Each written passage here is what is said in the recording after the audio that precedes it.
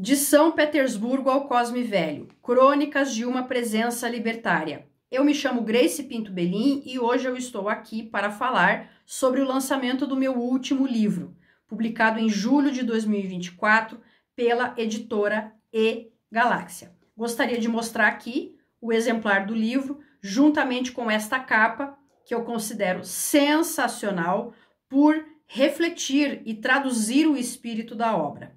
Quero deixar aqui os meus cumprimentos à editora E-Galáxia e especificamente ao Tiago Ferro pelo esmero no preparo editorial.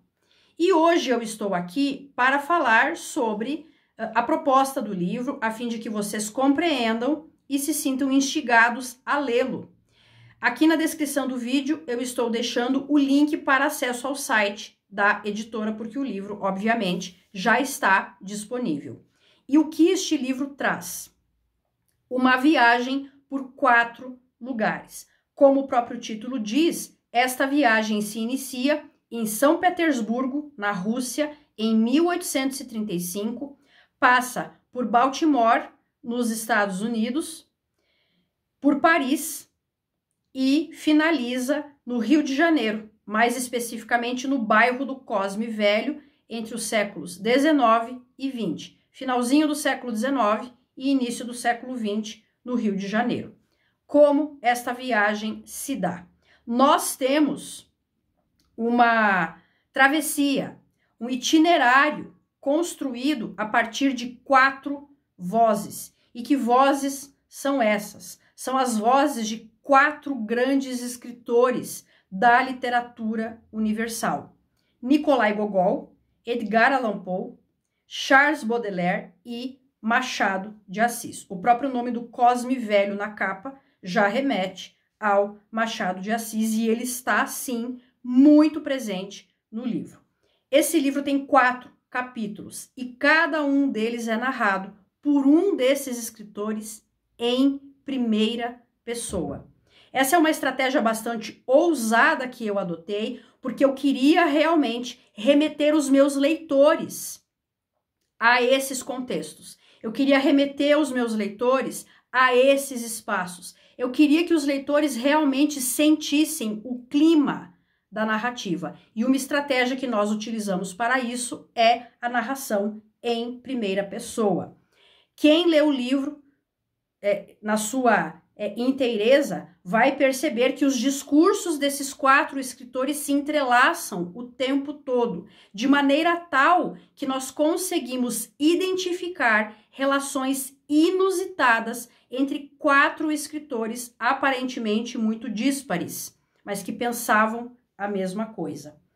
E o livro trata de uma presença libertária que se articula a partir dos discursos destes autores. E qual era o propósito desses discursos? Denunciar uma dependência cultural materializada na imitação passiva dos padrões literários estrangeiros em literaturas que estavam ainda se constituindo, como era o caso da literatura norte-americana, pensando no Edgar Allan Poe, e da literatura brasileira, no caso do Machado de Assis.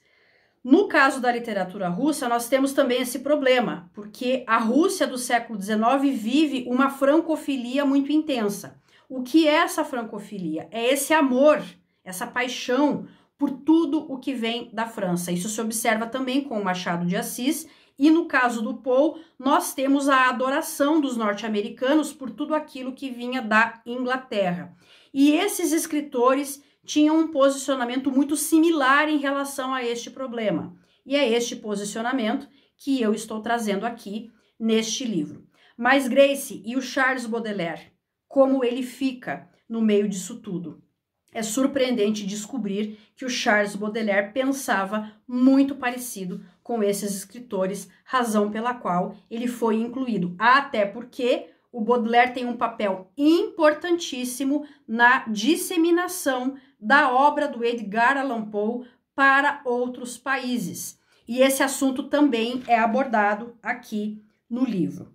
Então, realmente, eu coloquei os escritores para falar na primeira pessoa, a fim de remeter os leitores a estes lugares, verdadeiramente fazer com que os leitores mergulhassem nesse discurso crítico, provocando uma forte sensação de verossimilhança, uma forte sensação do real, de maneira tal que realmente parece que nós estamos escutando as vozes desses escritores. Como essa ideia surgiu? Essa ideia surgiu há muitos anos atrás, em 2009, quando eu estava finalizando o meu mestrado em Letras na Universidade Federal do Paraná. Um dia eu e meu esposo estávamos conversando e eu falei a ele que eu gostaria de ter uma tese com a qual eu trabalhasse a minha vida inteira praticamente.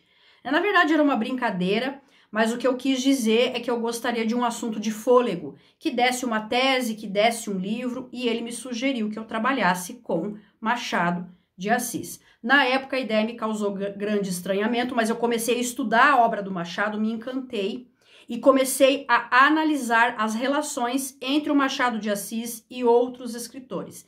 E foi aí que eu cheguei numa ideia que parecia um devaneio comparatista, segundo a qual Machado, Poe e Baudelaire e também o Gogol possuíam muitas relações entre si.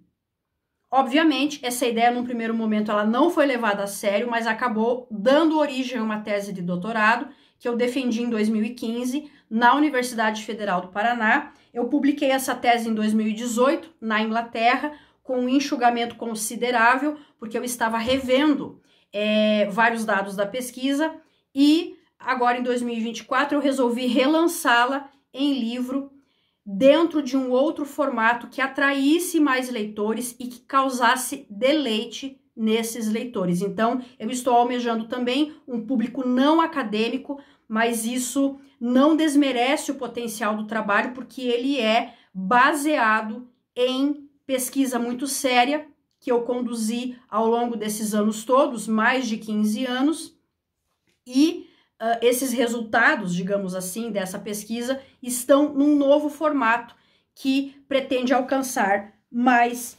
leitores. Então, realmente, esse é um livro produto de muitos anos de trabalho, de muitos debates, e para mim é uma grande satisfação publicá-lo novamente. Então, como eu falei, o livro tem 4 capítulos. O primeiro capítulo trata de São Petersburgo, a São Petersburgo de Gogol. No segundo capítulo, nós temos a Baltimore de Edgar Allan Poe. No terceiro capítulo, a Paris de Baudelaire, com todo o potencial crítico do Baudelaire em relação à própria literatura francesa, o que também se observa nos casos de Gogol e de Poe. E o quarto capítulo, que é o mais extenso de todos e não poderia ser diferente, nós temos o grande Machado de Assis, trazendo todas as suas afinidades com os demais escritores. Por incrível que pareça, existem tessituras muito complexas, elementos que são recorrentes, que se repetem e que verdadeiramente nos envolvem nesse universo em que esses escritores estavam batalhando por autonomia. Cada capítulo finaliza com as mortes desses autores. Então, se vocês realmente querem saber como eles morreram, vocês podem ler esta obra, porque nós temos ali dados muito surpreendentes em relação a essas mortes. Então, se trata de um universo muito rico, muito vasto, em que escritores estavam se posicionando dentro de uma ideia de liberdade e falando a mesma coisa de formas diferentes, em lugares diferentes e em épocas diferentes, apesar de bastante próximas, perfazendo o que o Eric Hobsbawm chama de longo século XIX. Então, quem gosta de século XIX vai ter um grande panorama deste século neste livro. Eu deixo aqui o convite para vocês embarcarem nesta inusitada viagem de São Petersburgo ao Cosme Velho. Até mais!